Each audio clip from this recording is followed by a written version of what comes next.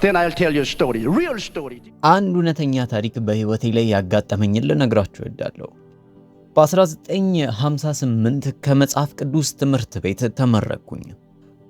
ከተመረቅኩኝም በኋላ መንፈስ ቅዱስ ወደ አንድ በከተማችን የሚገኝ ደሳሳ ሰፈር ውስጥ እንዲሄድ አዘዘኝ። ወደዚህ ስፍራ ሄድ የነበረው የእግዚአብሔርን መንግስት ወይም ደግሞ ወንጌልን ለመስበክ ነው። በዛም ስፍራ ከሄድኩኝ በኋላ ምንም የማውቀው ሰው ስላልነበር የራሴን ድንኳን ጣልኩኝ። በከተማው ውስጥ ከተገኘው በኋላ ጥቂት ቆይቼ ወደ አደባባይ ወጣሁና የእግዚአብሔርን ወንጌል መስበክ ጀመርኩኝ። ወጣት ቀጭን ነበርኩ። በቀኝ እጄ መጽሐፍ ቅዱሴን ይዣለሁ። በመጀመሪያ በዚህ ስፍራ ላይ ወንጌልን መስበክ ከባድ ነው ብዬ አላስብም ነበር። ይባስ ብሎ በዚሁ ከተማ ላይ ቤተክርስቲያን መመስረትም ፈልጌ ነበር።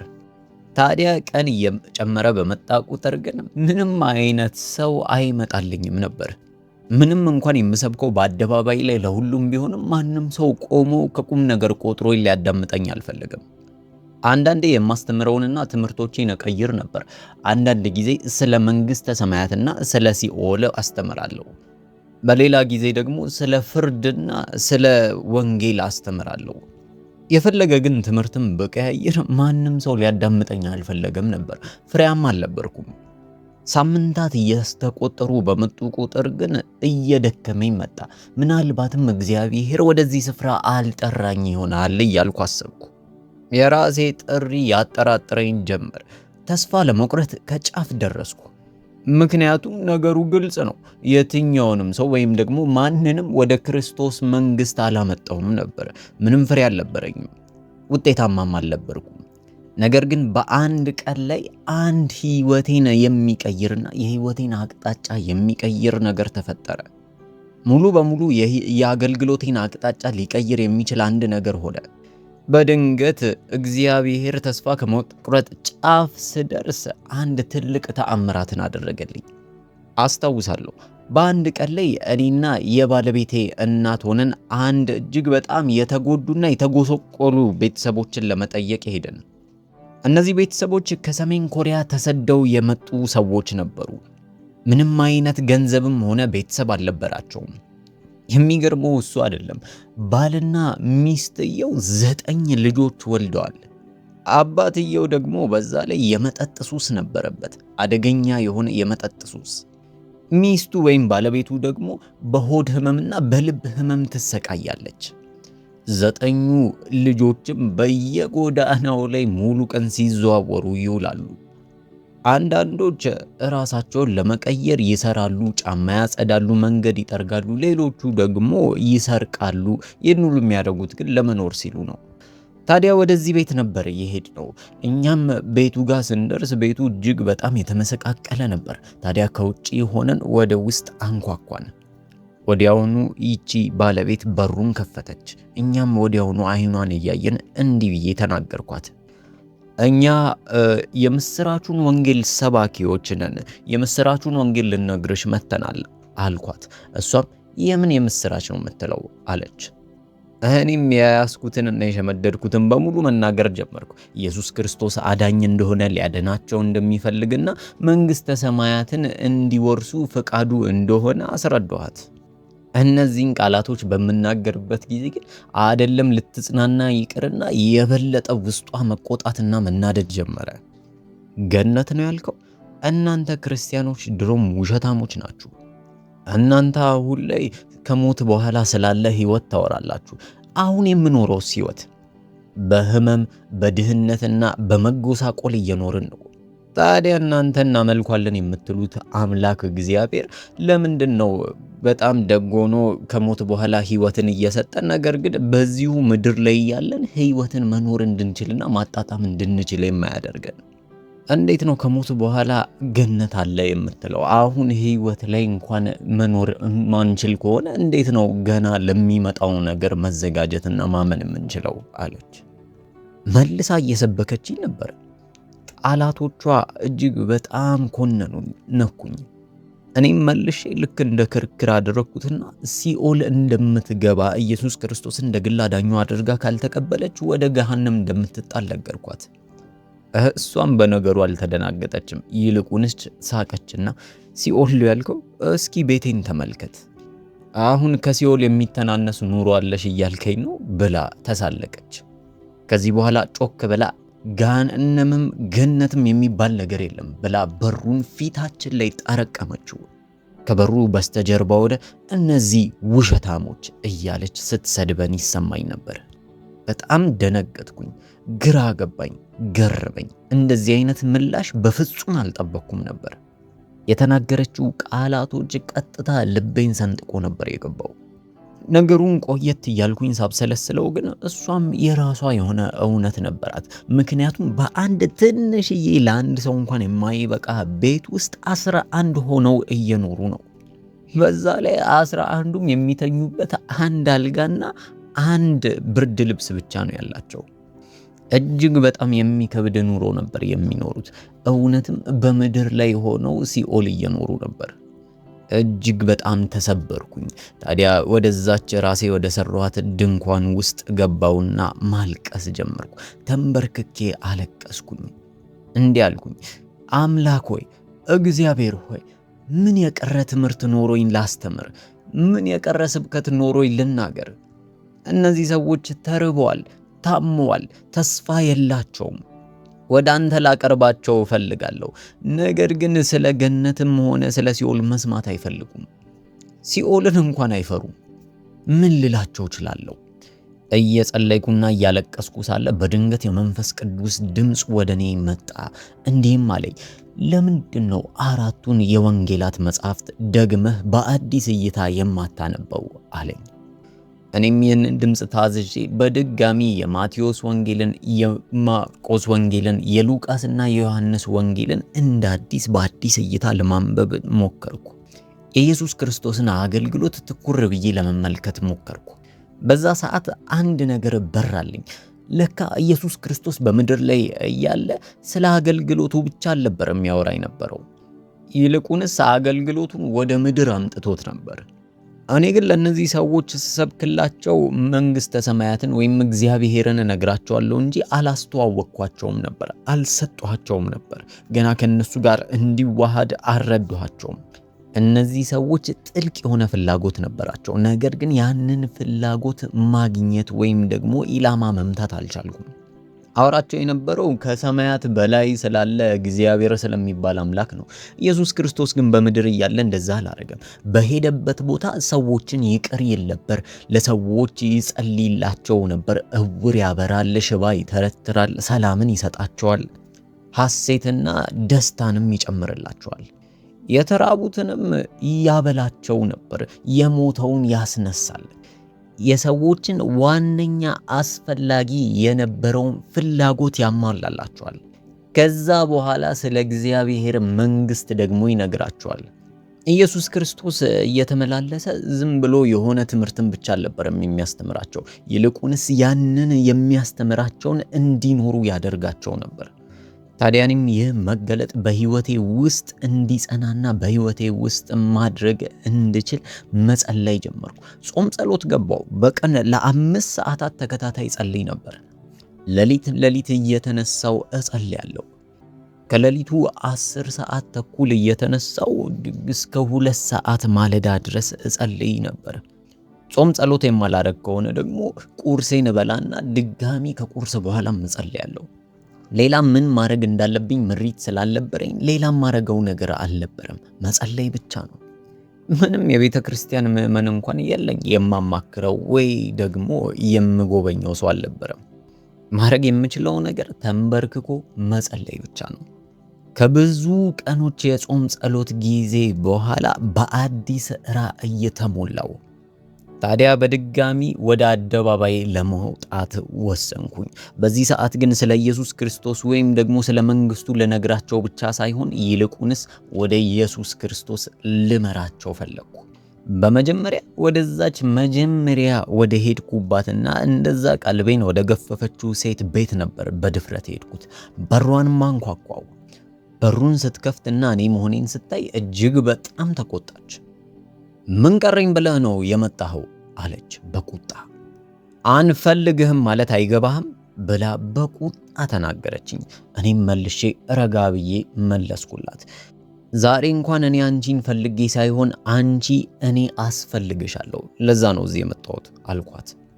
ባለቤትሽን ከአልኮል ሱሱ ሊገላግለው ወይም ደግሞ ሊፈውሰው የሚችልን ሰው ላስተዋውቅሽ መጥቻለሁ። በሱ ብቻ አያበቃም፣ ደግሞም የአንቺን የልብ ህመምና የሆድ ህመም ጭምር ይፈውስልሻል። 9 ልጆችሽን ትምህርት ቤት አስገብቶ ማስተማር የሚችል ታላቅ ሰው ነው። ደግሞም የተሻለ ቤት ሊሰራላችሁ ይችላል። ግራ የተጋባችና የሆነ ተስፋ ነገር በአይኗ ላይ እየታየ እንዲህ አለች፣ ይህ ሰው ማን ነው አለችኝ። ስሙ ኢየሱስ ክርስቶስ ይባላል። ይህም መልስ ስሰጣት በጥርጣሬ ተመለከተችኝ። በህይወት ግን አለ አለች። እኔም መለስኩና አዎ በህይወት አለ። እሷም መልሳ እሺ ታዲያ የት አለ ብላ ጠየቀች። እኔም ተከተሉኝ አገናኝሻለሁ አልኳት። ባልጠበቅኩት ሁኔታ እሷ ጫማዋን አደረገች፣ ተነስታም እኔን መከተል ጀመረች። አንድ ነገር አስደስተኝ። ከዚህ በፊት ስለ መንግሥተ ሰማያትና ስለ ገሃነም ሳወራት ተናዳ በሩን ጠርቅማብኝ ነበር። አሁን ግን የሚያስፈልጋትን ነገር የሚሰጣት ሰው እንዳለ ስነግራት ተነስታ ተከተለችኝ። ረጅም ርቀት ተጉዘን እኔ ወደ ነበርኩበት ድንኳን ደረስን። እሷም ጠየቀችኝ፣ ታዲያ የቱ ጋ ነው የሚኖረው ስትለኝ እኔ ወደ ሰሯት ያቺ ደሳሳ ጎጆ የምትመስል ቤተ ክርስቲያን ጠቆምኳት። ከዚህ በኋላ የድንኳኑን በር ከፈት አርጋ ስትመለከት በሳቅ ሞተች። ዞራ እየሳቀች እየተመለከተች አንተ እኮ ከኔ የሚሻል ኑሮ የለህም አለች። እኔም መለስኩና አዎ ልክ ነሽ፣ ከአንቺ የማይሻል ኑሮ ላልኖር እችላለሁ። ነገር ግን እኔም አንቺም ኢየሱስ ክርስቶስ ያስፈልገናል። በዛ መንገድ ብቻ ነው ፍላጎታችን ሊሟላ የሚችለው። የሚያስፈልገን ነገር ምንም ሳይሰስት ሊሰጠን የሚችለው ኢየሱስ ክርስቶስ ብቻ ነው። እሱ ሕያው አምላክ ነው። ትላንትናም ዛሬም እስከ ለዘላለም ያው ነው አልኳት። እሷም አንገቷን ነቅነቅ ከማድረግ ውጪ ምንም አይነት ምላሽ አልሰጠችም። እኔም መለስኩና ለምን ከነገ ጠዋት ጀምሮ አብረን አንጸልይም? ከዛ በኋላ በእርግጠኝነት የሚያስፈልገን ነገር በሙሉ ይሰጠናል አልኳት። የሚገርመው ነገር ያልኩትን ነገር ተቀበለችና ለመሞከር ተስማማች። ለ3 ወራት ያክል እግዚአብሔር አምላክ ባለቤቷን ከአልኮል ሱስ እንዲፈውስ ጸለይን። እግዚአብሔርም አላሳፈረንም፣ ጸሎታችንን መለሰ። ባለቤቷ ሙሉ በሙሉ ከአልኮል ሱስ ነፃ ወጣ። ከዛች ቀን አንስቶ በህይወት ዘመኑ አንዳች የአልኮል ሱስ የሚባል ነክቶ አያውቅም። ባለቤቷ ሙሉ በሙሉ ተለወጠ፣ የተለወጠ ሰው ሆነ። በሚገርም ሁኔታ ከዛ ቀን በኋላ ለቤቱና ለሚስቱ መጨነቅ ማሰብ የሚጀምር ባል ሆነ። እግዚአብሔር የበለጠ ረዳቸው።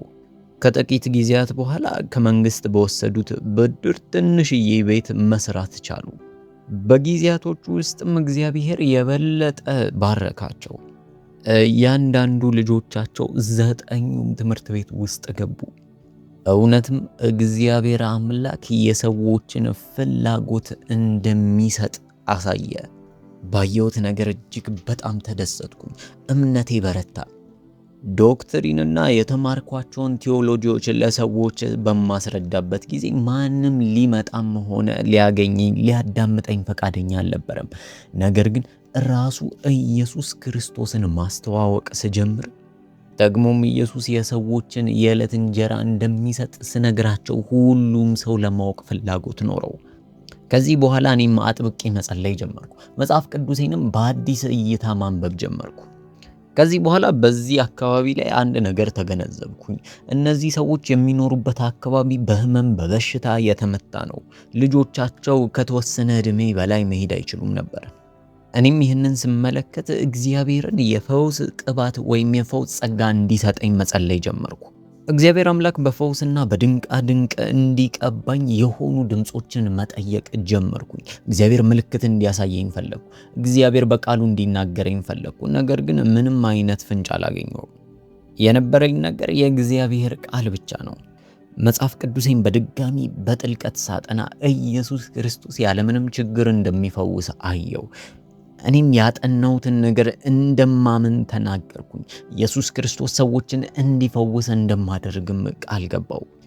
ከ2000 ዓመታት በፊት የሆነውን ፈውስ ሳይሆን አሁንም በልጆቻቸው በራሳቸው ላይ በዘመዶቻቸው ላይ እግዚአብሔር አምላክ እንደሚፈውስ ላሳያቸው ፈለግኩ። እግዚአብሔር ረድቶኝ በዛ ጊዜ ውስጥ የተወሰኑ የቤተ ክርስቲያን ምዕመኖችን እያፈራው ነበር። ያው ከ10 አይበልጡም ነበር። ነገር ግን ውድ ይመጣሉ። በታማኝነትም እግዚአብሔርን ያገለግሉ ነበር። ታዲያ እንደ እሁድ ጠዋት ላይ ከዛሬ ቀን ጀምሮ የፈውስና የታምራት አገልግሎት ጀምረናል አልኩኝና ተናገርኩ። ይባስ ብሎ የበለጠ ማብራራት ጀመርኩ። እውሮች ያያሉ፣ ጆሮአቸው የማይሰማ ጆሮአቸው ይሰማል፣ ሽባ ይተረተራል። እጅግ በጣም ድንቅና መለኮታዊ ተአምራቶችን በአይናችሁ ታያላችሁ። እነዚህን ቃላቶች በማወጣበት ጊዜ ውስጥ እየተጨነቀ ነበር። ምክንያቱም አይደለም እንደዚህ አይነት ፈውስና ተአምራት በቤተ ክርስቲያን ውስጥ ሊሆን ቀርቶ እኔ እንኳን በህይወት ዘመኔ እግዚአብሔርን ሳገለግል እንደዚህ ያለ ድንቅና ተአምራት አይቼ አላውቅም ነበር። ይህንን እየተናገርኩ የነበረው መጽሐፍ ቅዱስ ስለሚልና ስለሚናገር ብቻ ነው። ታዲያ በእረፍት ሰዓታችን ላይ ወደ ቢሮዬ ገባውና ማልቀስ ጀመርኩ። እግዚአብሔር ሆይ እባክህ ከዚህ ከገባውበት ጉድ ውስጥ አውጣኝ። እግዚአብሔር ሆይ አንተ በቃልህ ስለተናገርክ ብቻ እኔ ለጉባኤው ተናግሬያለሁ። ኃላፊነቱን አንተ ትወስዳለህ። አንተ አግዘኝ ብዬ ጸለይኩ። ካላገዝከኝ ግን እንደ ውሸታም እታያለሁ፣ እንደ ውሸታም ይቆጥሩኛል አልኩ። ታዲያ ከሰዓቱ ፕሮግራም እየተቃረበ ሲመጣ እንደዚህ ያለ ነገርን በመናገር እጅግ በጣም ፈራው። በድፍረት እንደዛ መናገር ይቆጨኝ። ታዲያ ያቺ ቢሮ ከምትመስል ደሳሳ ጎጆ ውስጥ ወጥቼ ወደ ቤተ ክርስቲያን ስሄድ ውጪ ላይ የተወሰኑ ከዚህ በፊት ደርሶ የማያውቅ ቁጥር ያላቸው ሰዎች ቆመዋል። የሰው ብዛት ራሱ ለብቻው ተአምራት ነው። ኢየሱስ ክርስቶስ እንደሚፈውስ ተናግሬ ለካ ሰው ለሌላ ሰው ወይም ደግሞ ለታመመ ሰው እየደወለ እንዲመጡ አድርጓቸው ነበር። እኔም በድፍረት መድረክ ላይ ወጣውና የሰበኩት ስብከት ራሱ ኢየሱስ ክርስቶስ ፈዋሹ የሚል ስብከት ነበር። ታዲያ እኔም ስብከቴን ከጨረስኩ በኋላ እንዲህ አልኳቸው፣ አውቃለሁ በእርግጥ በጸና የታመመ ሰው ለማምጣት ጊዜው ላይበቃችሁ ይችላል። ነገር ግን አሁን ጉንፋን ለያዘው፣ ራስ ምታት ላለበት ወይም ደግሞ አነስተኛ የልብ ህመም ላለበት ሰው እጸልያለሁ አልኩ። በልቤም ማንም ሰው እጅግ በጣም ከባድ የሆነ ህመም ይዞ እንዳይመጣ እየጸለይኩ ነበር። ታዲያ ከጉባኤው በስተጀርባ በኩል የአንድ የወጣት ድምፅ ሰማው። ፓስተር እያለ ጠራኝ። እንዲህም አለ፣ 2 ሴት ልጆቼን ይዤ መጥቻለሁ። አንደኛዋ ጆሮዋ አይሰማም፣ አንደኛዋ አፏ አያወራም። እነዚህን ቃላቶች ስሰማ ወዲያውኑ ልቤ ጭልም አለ። ጌታ ሆይ ለምንድን ነው እንዲሆንብኝ የምትፈቅደው ብዬ በውስጥ ተናገርኩ። እንደዚህ ያለ ግራ የሚያጋባና ውስብስብ ሁኔታ ውስጥ እንዴት መውጣት እንዳለብኝ አላውቅም ነበር። ለምን እግዚአብሔር በዚህ አይነት ሁኔታ ውስጥ እንድገባ እንደፈቀደ ግራ ይገባኝ ነበር። ውስጤ ብዙ ፍርሃት ነበር። ነገር ግን በድፍረት ጮክ ብዬ ወደፊት አምጣቸው አልኩ። አየሩ ጨጭ ብሎ ሁሉም ሰው አይኖቹ እኔ ላይ ነበር። ይህም ወጣት እነዚህን 2 ሴት ልጆች ይዞ መጣ። አንደኛዋ ረጅም፣ አንደኛዋ አጭር ነበረች። ግራ የገባቸው ይመስላሉ። እኔም በልቤ እንዲያልኩኝ፣ እግዚአብሔር ሆይ ለአንተ ለመፈወስ የትኛው ይቀላል ንገረኝ አልኩ። ነገር ግን ምንም አይነት ድምፅም ሆነ መገለጥ አልነበረም። የሆነ የማየው ራእይ ወይም ደግሞ የሆነ ድምፅ ወደ እኔ እንዲመጣ እጅግ በጣም ፈልጌ ነበር። ነገር ግን ምንም ነገር አልነበረም። እኔም የመጀመሪያዋ ጆሮዋ የማይሰማው ልጅ ጋር እጄን ጆሮዋ ላይ አድርጌ መጸለይ ጀመርኩ። በልቤ እግዚአብሔር ሆይ በእኔ ቦታ ላይ ብትሆን ምን ታረግ ነበር እላለሁ። እኔም እጆቼን ልጅቷ ላይ ጭኜ በጌታ በኢየሱስ ስም የድንቁርናና የአለመስማት መንፈስ የተመታ ይሁን ብዬ መጸለይ ጀመርኩ። እኔ ግን እጅግ በጣም ከመፍራቴ የተነሳ እጆቼን እንኳን ከጆሮዋ ላይ ለማንሳት ፈቃደኛ ወይም ዝግጁ አልነበርኩም። እኔም ደጋግሜ እየጮኩኝ እየገሰጽኩኝ እጸልይ ነበር። ጉባኤው በሙሉ ጸጥ ብሎ ነበር። ለምን ረጅም ሰዓት እየፈጀው እንደሆነ ጥያቄ ሆኖባቸው እንደሆነ ይገባኛል። በውስጤም ጌታ ሆይ አሁን ተመልሰ ብትመጣ ሁላችንም ደህና እንሆን ነበር እላለሁ። በስተመጨረሻም ብዙ ስለቆየው እንደምንም ብዬ እጆቼን ከልጅቷ ጆሮ ላይ ያነሳው። በድፍረት እጆቼን ከልጅቷ ፊት ለፊት አድርጌ አጨበጨብኩኝ። ልጅቷም አይኗን ግልጥ አድርጋ ፍጥጥ ብላ ታየኛለች። ማማ በይ፣ ፓፓ በይ እያልኩኝ ደጋግሜ ጠይቃታለሁ። ታዲያ በድንገት እኔ የምለውን ነገር ድጋሚ ማለት ጀመረች። ይህንን ሳይ እጅግ በጣም ደነገጥኩኝ። ድጋሚ ለማረጋገጥ ጠየቅኳት። እሷም ድጋሚ አለችልኝ። በዚህ ሰዓት ሙሉ ቤተ ክርስቲያኑ በእግሮቹ ቆሞ ያጨበጭቡና ይጮሁ ነበር። እኔም እጅግ በጣም ተደሰትኩኝ። ያለውበትን ቦታ ሁላ እስከማላቅ ድረስ እስክረሳ ድረስ ተደሰትኩኝ። ታዲያ ወዲያውኑ ወደ መድረኩ ቆምኩኝና ሁሉንም ሰዎች እያየው በድፍረት አሁን የታመማችሁ በሙሉ ወደዚህ ሳትፈሩ ነው አልኩ። በዛ ምሽት እጅግ በጣም ብዙ ድንቅና ተአምራት ሆነ። በከተማው በሙሉ አንድ ወሬ ተሰራጨ። ጌታ ኢየሱስ ክርስቶስ በዚች ጎጆ ውስጥ ይፈውሳል ተባለ። በነጋታው ሙሉ ቤቱ በታመሙ ሰዎች ተሞላ።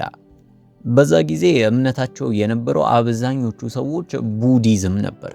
እያንዳንዱ ቤት ውስጥ ከዘር ማንዘር ወይም ከቅድመ አያት ከአያት የመጣ የሚመለክ አንድ ጣዖት አለ።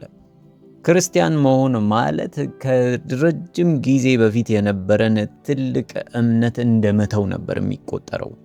በዚህ ምክንያት ብዙ ሰዎች ጌታ ኢየሱስ ክርስቶስን እንደ ግል አዳኛቸው አድርገው ለመቀበል ይከብዳቸዋል። ታዲያ አንድ ቀን ምሽት ገና ፕሮግራም ሳይጀመር አንድ ልጅ ወደ እኔ መጣና እግሬን ጭምቅ አድርጎ ያዘው። አንተ የዚህ ቤተ ክርስቲያን ፓስተር ነህ ብሎ ጠየቀኝ።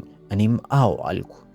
እሱም መለሰና እኔ ለማኝ ነኝ። በየቦታው እየሄድኩኝ በየስፍራው እየተዘዘርኩኝ ገንዘብ ሰበስባለሁ፣ እለምናለሁ። ታዲያ በባቡር ጣቢያ ውስጥ እየለመንኩ ሳለ አንድ ሰው ይህንን የምታየውን ፍላየር ሰጠኝና እዛ ቤት ሂድ፣ ኢየሱስ ክርስቶስ የሚባል አለ፣ ይፈውስሃል ብሎኛል አለ። ግን እዚህ ቦታ ኢየሱስ የተባለውን አላየሁትም ይመስለኛል፣ አንተ ተወካዩ ነህ አይደል አለኝ። ዝቅ ብዬ እግሮቹን ተመለከትኩ። እግሮቹ እጅግ በጣም ቀጥነዋል። አጥንት ብቻ ወይም ዱላ ነበር የሚመስሉት።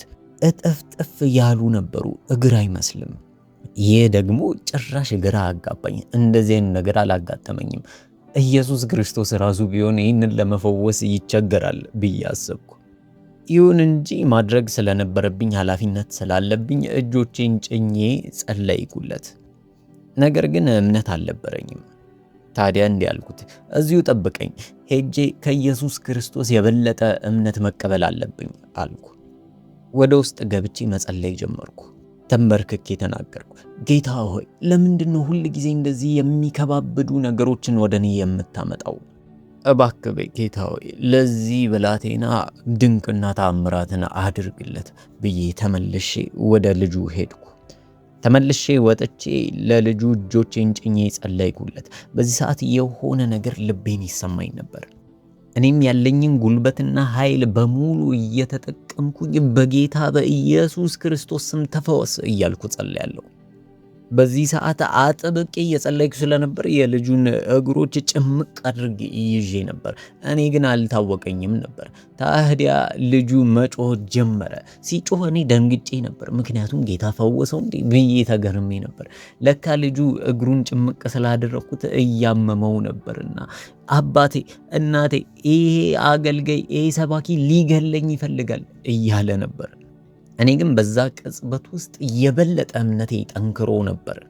እግዚአብሔር አምላክ እንደሚፈውሰው የበለጠ እርግጠኛ ነበርኩ። ድጋሚ ባለኝ ኃይል ሁሉ ተጠቅሜ የዚህን ብላቴና እግር ጫን አልኩ። የልጁ እግር ሲንቃቃ ይሰማ ነበር። እየጮኩኝ እያለቀስኩኝ በኢየሱስ ስም ተነስና ተመላለስ እለው ነበር። በዛ ሰዓት በመንፈስ እየተቀጣጠልኩና እየጋየው ነበር። ለረጅም ደቂቃዎች ያክል ምንም ነገር አልተፈጠረም ነበር። እኔም ግራ እየተጋባው ባለበት ሰዓት ይህ ልጅ መጮህ ጀመረ። በድጋሚ ሲጮህ አሞት መስሎኝ ነበር። ነገር ግን ድንገት ከእጄ ውንትፍ ብሎ ሲሄድ አየው። ታዲያ በዚህ ሰዓት ልጁ እየተሯሯጠ ተመለከትኩኝ። በጣም ደነገጥኩኝ። በቤተ ክርስቲያን ውስጥ የነበሩት ምዕመኖች በሙሉ ይጮሃሉ፣ ያለቅሳሉ ነበር። ይህ ብላቴና እየሮጠ ለሰው ሁሉ እግዚአብሔር ኢየሱስ ክርስቶስ ያደረገለትን ይናገር ነበር። በዚህ እግዚአብሔር በሰራው ድንቅና ተአምራት ምክንያት ብዙ ሰዎች ወደ ቤተ ክርስቲያን መጉረፍ ጀመሩ። በዚህ መሃል ነበር አንድ ነገር የተረዳሁት። ሙሉ ሕዝብን ወይም ደግሞ ሙሉ ከተማን ማግኘት የምትችሉት ያ የሚያስፈልጋቸውን ነገር የሚሰጣቸውን አምላክ በማስተዋወቅ ነው። ይሄ ግን ዝም ብሎ የሚመጣ ነገር አይደለም። አጥብቃችሁ ልትጸልዩ ይገባል። በመንፈስ ቅዱስ ልትሞሉ ይገባል።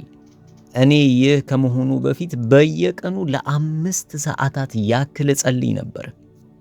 በልሳን ለሰዓታት እጸልያለሁ። የእግዚአብሔር መንፈስና የእግዚአብሔር ሕልውና እስኪሰማኝ ድረስ አጥብቄ እጸልይ ነበር። ያኔ የማነበው የእግዚአብሔር ቃል ራሱ መገለጥ ሆኖ ወደ እኔ ይመጣ ነበር። እስከ ዛሬ ድረስ በሕይወት ዘመኔ የምሰብከው መጽሐፍ ቅዱስ ላይ የተማርኩትን ወይም ደግሞ የሆነ ሲባል የሰማሁትን ሳይሆን የሚኖር ሕይወትን ነው። ኢየሱስ ክርስቶስ በምድር ላይ እንደተንቀሳቀሰው እኔም እሱኑ አይቼ ለማድረግ እሞክራለሁ። የእግዚአብሔር ጸጋም ያግዘኛል። ዛሬም ቢሆን እግዚአብሔርን ታመኑት። የማያምን ቤተሰብ ዘመድ ካላችሁ ፍላጎታቸውን ሊሞላላቸው የሚችለውን ኢየሱስ ክርስቶስን አስተዋውቋቸው። ያኔ ሰዎች ልባቸውን ለኢየሱስ ክርስቶስ ለመስጠት ዝግጁ ይሆናሉ። የታመናችሁት አምላክ በፍጹም አያሳፍራችሁም። እስቲ ከነገ ጀምሮ ይህንን ልምምድ ሞክሩት። በየቀኑ አንድ ሰዓት ያክል በሆነ ሰዓት ላይ መርጣችሁ እግዚአብሔር አዲስ መገለጥን እንዲሰጣችሁ ወይም እንዲያሳያችሁ አጥብቃችሁ ጸልዩ። ስላዳመጣችሁ እናመሰግናለን። የዚህ ታዋቂ የወንጌል አርበኛ ሰባኪ ስም ማን እንደሚባል በኮሜንት ሴክሽን ላይ ጻፉልን። ተባረኩ።